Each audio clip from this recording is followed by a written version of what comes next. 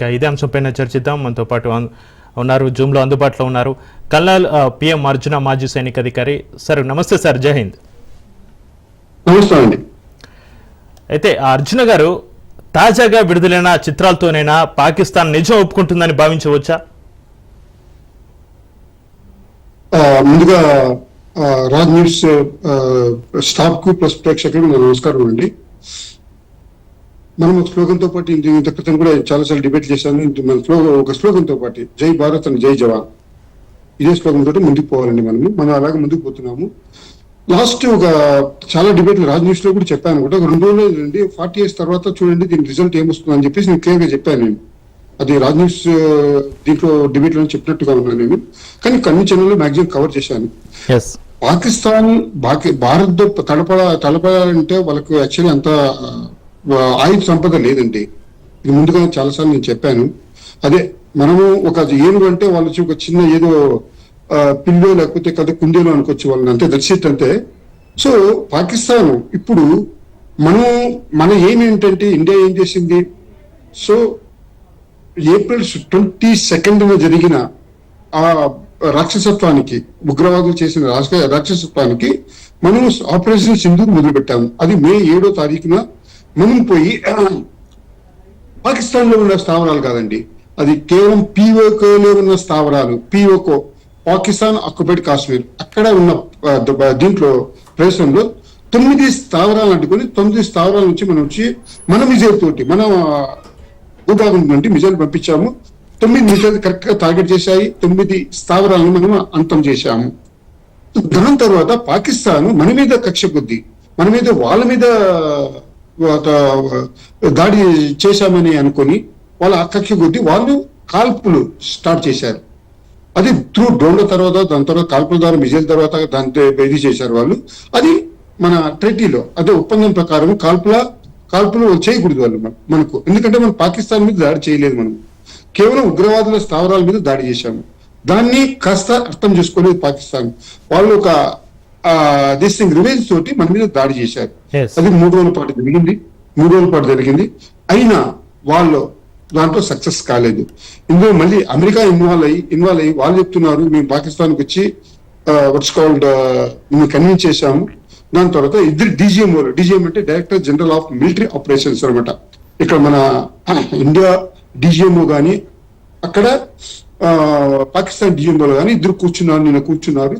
వాళ్ళ రిజల్ట్ ఇంకా ఏదో అంత వివరంగా లేదు, క్లారిటీగా లేదు వివరణ. సో ప్రస్తుతానికి వచ్చి కాల్పులు ఏది వర్షకాలు విరమించుకున్నామని. కానీ మీరు అడిగిన ప్రశ్నకి నేను ఇప్పుడు సమాధానం చెప్తున్నాను. పాకిస్తాన్ది ఎప్పుడు వక్ర బుద్ధేనండి, రాక్షస మనస్తత్వం ఉంటుంది అన్నమాట వాళ్ళలో. వాళ్ళు రైట్ ఫ్రమ్ ద బిగినింగ్ 1947 నుంచి వాళ్ళకి రివెంజ్ మనసులోనే ఉండిపోయింది. అప్పట్లో జరిగిన దానికి వచ్చి మన ఇప్పుడున్న ప్రజలు దానికి వచ్చి ఎగ్జాంపుల్స్ కాదు, వాళ్ళకి వచ్చి విల్లు కూడా కాదు, విట్నెస్ కూడా కాదు. అప్పట్లో బైఫర్కేషన్ జరిగింది. Because of this thing only prime ministership bifurcation జరిగింది. అప్పట్లో జరిగింది, ఓకే ఒప్పుకుంటా. దాని తర్వాత మన మీద దాడులు చేశారు, యుద్ధం జరిగింది 1965లో. 71లో వార్ జరిగింది. అది అఫ్కోర్స్ 71 ఒక రివెంజ్ వార్ కాదు అనుకోండి. 71 వచ్చి జరిగింది 3 డిసెంబర్కి వచ్చి స్టార్ట్ అయిన ఇది వచ్చి ఒక 10 రోజుల పాటు జరిగింది అప్పట్లో. సో అది ఈస్ట్ పాకిస్తాన్ ని డివైడ్ చేయడానికి జరిగింది అప్పుడు. దాని తర్వాత 1919లో జరిగింది. అంత మొత్తం ఇన్ఫిల్ట్రేషన్ అంతా మొత్తం ఇండియాకి వచ్చేసింది. ఉగ్రవాదులు కాదు, ఉగ్రవాదులు వేషం వేసుకొని వీళ్ళు కూడా వచ్చారు, సైనికులు కూడా వచ్చారు. అయినా మన తోటి వాళ్ళు జయించలేకపోయారు. వాళ్ళకి చాలా మంది చనిపోయారు. అఫ్ కోర్స్ మన వాళ్ళు కూడా చాలా మంది చనిపోయారు ఆ టైంలో. ఎందుకంటే వాళ్ళు పైనుంచి కొండల మీద నుంచి టైగర్ హిల్స్ వచ్చారు, అక్కడ నుంచి కాల్పులు జరిపారు. పైనుంచి కాల్చేటప్పుడు రేంజ్ చాలా, ఎంత రేంజ్ దూరంగా ఉన్నా బుల్లెట్ వచ్చి చాలా స్పీడ్ గా వచ్చేస్తుంది అనమాట. సో అయినాయి కొన్ని. అప్పట్లో మనం బోబర్స్ గన్ ద్వారా మనం సక్సెస్ అయిపోయాము. మొత్తానికి ఈవెన్ కార్గిల్ యుద్ధం అనేది చెప్పబడే 1999లో జరిగిన కార్గిల్ యుద్ధం కానీ వాళ్ళు సక్సెస్ కాలేదు. సో ఇవన్నీ మనసులో వాళ్ళకు ఉన్నాయి. వాళ్ళు 2 విధాలుగా భారతాన్ని ఎలాగైనా జయించాలి, 2 విధాలుగా వాళ్ళు దారి ఎంచుకున్నారు. ఒకటి సైనికుల ద్వారా, 2 ఉగ్రవాదం ద్వారా. ఉగ్రవాదం చాలా ఉసుకొల్పారు, పోషించారు. బాగా వాళ్ళకి ఇవి కావాలన్నా, సౌకర్యాలు కావాలన్నా సౌకర్యాలు చేస్తూనే ఉన్నారు. పాకిస్తాన్ది వక్రబుద్ధి అండి. ఈ రోజు కాకపోతే కొన్ని రోజులు మళ్ళీ నిశ్శబ్దంగా మళ్ళీ దాని తర్వాత దాని బుద్ధి తన వక్ర బుద్ధి చూపించుకుంటుంది. సో నేను చెప్పేది ఏమంటే ఇది మంచి సమయం. నిన్న ప్రధానమంత్రి గాని ఒకటే చెప్పారు, అభినయతో కభినయవుగా అని చెప్పేసి. ఈ టైంలో మా లక్ష్యం అంతా ఒకటి, మేమంతా సిద్ధంగా ఉన్నాము, సైనికులు వచ్చి పోరాడడానికి సిద్ధంగా ఉన్నాం పాకిస్తాన్ తోటి. మన ఏమేంటి, ఉగ్రవాద స్థావరాన్ని ధ్వంసం చేయాలని చెప్పేసి. కేవలం 9 పాకిస్తాన్ సామాన్య ప్రజలు కాదు మన లక్ష్యం, ఓన్లీ ఉగ్రవాద స్థావరాలని లక్ష్యంగా చేసుకొని ఆ విధంగా ముందుకెళ్ళడం సక్సెస్ఫుల్ గా ఈ రకంగా సైనికులకైతే మన ధన్యవాదాలు చెప్పుకోవాల్సిన పరిస్థితి. అవునండి, ఈ విషయంలో చూడు, మనం వచ్చి పాకిస్తాన్ ప్రజల మీద కానీ లేకపోతే సైనికుల మీద కానీ మనం దాడి చేయలేదు. ఎక్కడ ఆనవాళ్ళు కూడా లేవు. మనం డైరెక్ట్ గా దాడి చేసినట్టుగా అది యుఎన్ కూడా ఒప్పుకుంటుంది, అమెరికా గానీ ఒప్పుకుంటుంది. అమెరికా వదిలేసేయండి, అమెరికా వచ్చి పార్షియల్ గా కాకపోతే ఎవరికి చెప్పలేకపోతుంది. ఎందుకంటే దానికి ఒక అమెరికా అనే దేశానికి భయం పుట్టుకొచ్చింది, న్యూక్లియర్ వార్ అయితే చాలా ప్రాబ్లం అవుతుందని చెప్పేసి. ఓకే, చాలా మంచిగానే ఆలోచించారు. కాకపోతే మన పరిస్థితి ఎలాగుంది అంటే, ఈ పిఓకే అనేది పాకిస్తాన్ ఆక్యుపైడ్ కాశ్మీర్ అనేది ఈ సమయంలో మనం తీసుకొని ఉండాల్సి ఉంది. ఇది కంటిన్యూగా మేము దేశ సైనికులం, మేము రెడీ, దేశ సంరక్షణ కొరకు, దేశ ప్రజల క్షేమం కొరకు మేము ఏం చేయడానికి సిద్ధంగా ఉన్నాము. దాని నిదర్శనమే కాల్పుల విరమణ అయింది. సో మన దానికి తట్టుకోలేకని కాకపోతే పాకిస్తాన్ సరెండర్ అయిపోయారు. సో ఈ టైంలోనే మనం ఇంకా కాస్త ముందుకెళ్ళి ఇంకా ఒక 2 రోజులు 3 రోజులు ఈ సిచ్యువేషన్ అలాగే కంటిన్యూ చేసి పిఓకే మనకి కావాలి, పిఓకే ఇచ్చేంత వరకు మేము వదలము, ఇలాగే కంటిన్యూ చేస్తాం. ఒకవేళ వారైనా మేము చేయడానికి సిద్ధంగా ఉన్నామనే మెసేజ్ వల్ల పోయింటే ఇవాటికి మనకి పిఓకే ఖచ్చితంగా మనకి వచ్చేదండి. మనందరం కూడా అదే భావించాం కదా, యావత్తు భారతదేశం కూడా ఈ సందర్భంగా ఇది ఒక అందుకు మంచిదే. పిఓకే ఇన్ని సంవత్సరాలు 70 సంవత్సరాల తర్వాతనైనా మన చేతిలోకి వస్తున్న ఒక ఆశాభావం అయితే నెలకొని ఉండేది. అదేనండి మా ప్లాన్ కూడా అది, మిలిటరీ ప్లాన్స్ అంటారంటే మా ప్లాన్ కూడా అది. కానీ ఒకటి ఏంటంటే, ఎంత మేము మిలిటరీ వాళ్ళమైనా, ఎంత ఆర్మీ అంతే త్రివిధ దళాలైనా మాకంటూ పవర్స్ అంటూ ఉండవండి. ఇది గ్రౌండ్ లెవెల్లో కాబట్టి రియాలిటీ మీకు చెప్తున్నాను నేను.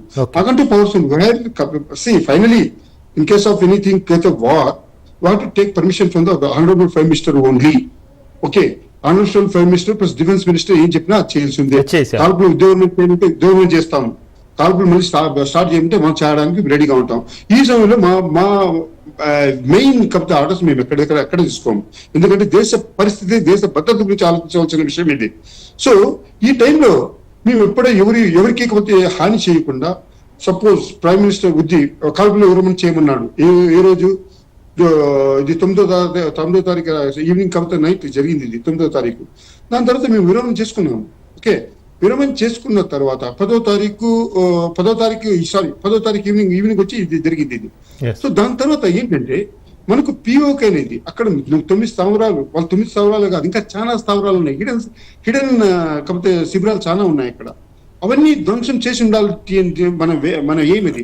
ఎందుకంటే మన ఇన్నోసెంట్ ప్రజల్ని ఏప్రిల్ 22 ఇన్నోసెంట్ ప్రజల్ని టూరిస్ట్ ని చంపబడి వాళ్ళు మీసాలు దూకుతున్నా ఇంతవరకు మనం పట్టుకోలేదు.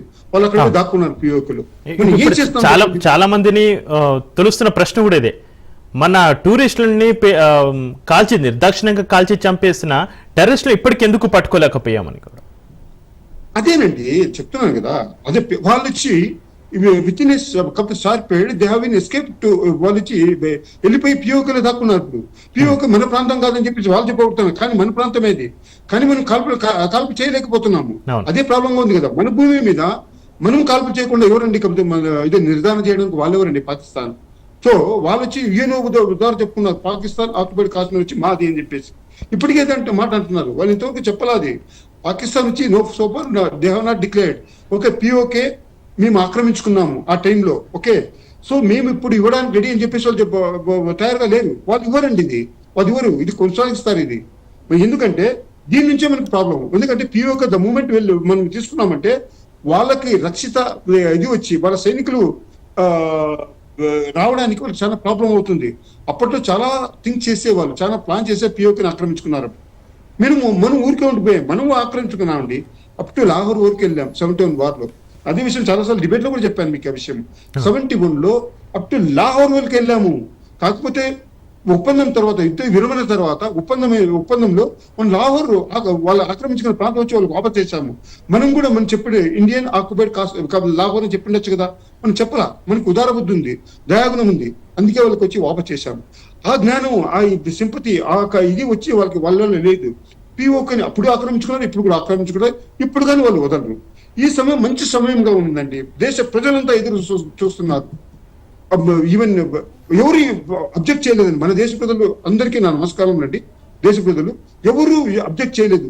యుద్ధం అవుతుందంటే సంతోషించారు అంతేగాని ఎవరు వచ్చి సైకిల్ కానీ అవి కానీ ఇవి కానీ ఈ యుద్ధం పాకిస్తాన్ లో చేయబడ్డారు, లేకపోతే పలు దేశాలు మనం చూస్తూనే ఉన్నాం. ఈ యుద్ధం ఆపండి, ఆర్థిక సంక్షోభం వస్తుంది అని ప్రతి ఒక్క వేరే దేశాల్లో మనం చూస్తూనే ఉన్నాం. కానీ భారతదేశం, అందుకే భారతదేశం మహా నుంచి ఎప్పుడు కూడా చెప్పుకుంటాను నేను, భారతదేశం భారత్ కి జయ. సో మన దేశంలో ఏ కోణాన, ఏ డిస్ట్రిక్ట్ లో, ఏ స్టేట్ లో కానీ ఎవరు కానీ అడ్డుపడలేదండి మా సైనికులకి. ఈ యుద్ధాన్ని ఆపండి, మనకి ఆర్థిక సంక్షోభం వస్తుంది, మనకి ప్రాబ్లం అవుతుంది, ఎవరు అడ్డుకోలేదండి. మాకు చాలా ధైర్యం ఇచ్చింది ఎవరు అంటే దేశ ప్రజలండి. దేశ ప్రజలు ఇచ్చాము, ముందుకు పోతున్నాము. ఈసారి మా ఏం కూడా అలాగే ఉంది. పిఓకేని ఖచ్చితంగా మేము తీసుకోవాలనే ఉద్దేశంతో ముందుకెళ్ళాము. మేము మన దేశ ప్రజలు క్షేమం కోసం మేము ఆ ముందుకు కథ మేము పెట్టాము. కానీ దీంతో పాటు సీజ్-ఫైర్ తో పాటు మళ్ళీ ఎక్కువ వాళ్ళు అక్కడే నిలిచిపోయాము మేము. అయితే అర్జున్ గారు, తమపై దాడులు చేయాలంటుంది పాకిస్తాన్, కానీ ఇండియాను శిక్షించాలంటుంది. అయితే సాక్ష్యాలు చూపించండి, దాడులు చేశారని ఒప్పుకుంటామంటూ పాకిస్తాన్ పదే పదే చెప్తున్న పరిస్థితి. ఇప్పుడు తాజాగా రిలీజ్ చేసిన వీడియోలతో పాకిస్తాన్ ఒప్పుకునే పరిస్థితి ఉందా? ముందు అది కొంచెం క్లారిటీ ఇవ్వండి. అది ఒప్పుకోదండి, అది ఒప్పుకోదు. అప్పుడు ఎందుకు ఒప్పుకోదు అంటే పాకిస్తాన్ చూడండి, మన డీజీఎంఓ డిస్కషన్స్ జరిగినప్పుడు ఈ ఎవిడెన్స్ అన్ని మొత్తం చూపించాలండి. చూపించాలి లేదని చెప్పేసి మన డీజీఎంఓ మన ప్రభుత్వం పంపిన డిస్కస్ చేసిన డీజీఎంఓ లెఫ్టినెంట్ జనరల్ ఉంటాడు అక్కడ. సో అతను వచ్చి డిస్కస్ చేయలేదని చెప్పేసి నేను చెప్పడం లేదు, ఖచ్చితంగా చూపించుతాడు. ఈ వీడియో ఎవిడెన్స్ అన్ని మొత్తం చూపించుతారు వాళ్ళకు. వాళ్ళు ఒప్పుకోరండి ఇవన్నీ విషయాలు. వాళ్ళకి ఏంటి, the moment when they accept it, the moment I repeat this word, వాళ్ళు ఒప్పుకున్నారు అంటే మనం వచ్చి ఒక ఇది పెట్టేస్తాం, మనం కండిషన్ పెడతాం. పాకిస్తాన్ ఆక్యుపైడ్ కాస్త మాకు ఇవ్వని చెప్పేసి. సో ఈ కండిషన్లు ఏమి లేకోకుండా మా ధ్యేయమే ఇది, మా ఇది ఉగ్రవాద సంస్థలు మేము ఎక్కడ పాకిస్తాన్ పిఓకేలో ఉన్న ఉగ్రవాద సంస్థలు మేము నిర్మూలించాలి. లేకపోతే పాకిస్తాన్లో చాలా ఉన్నాయండి ఉగ్రవాద సంస్థలు, చాలా ఉన్నాయి పాకిస్తాన్లో. ఆ సంస్థలని మేము వచ్చి నిర్మూలించాలి.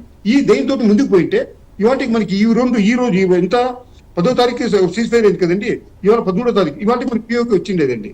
మనం కాస్త ముందుకు సాగింటే మనకి పిఓకే వచ్చిండేది.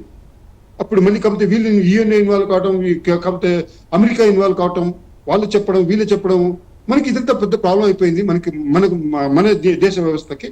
సో పిఓకే రాకుండా మనకు అడ్డం అయిపోయింది. ఇప్పుడు పిఓకే మనం ఎక్కడ కండిషన్ పెట్టలా, మన పిఓకే మనకి కావాలని నిన్న ప్రధాని గారు అన్నారు, అభినయ్తో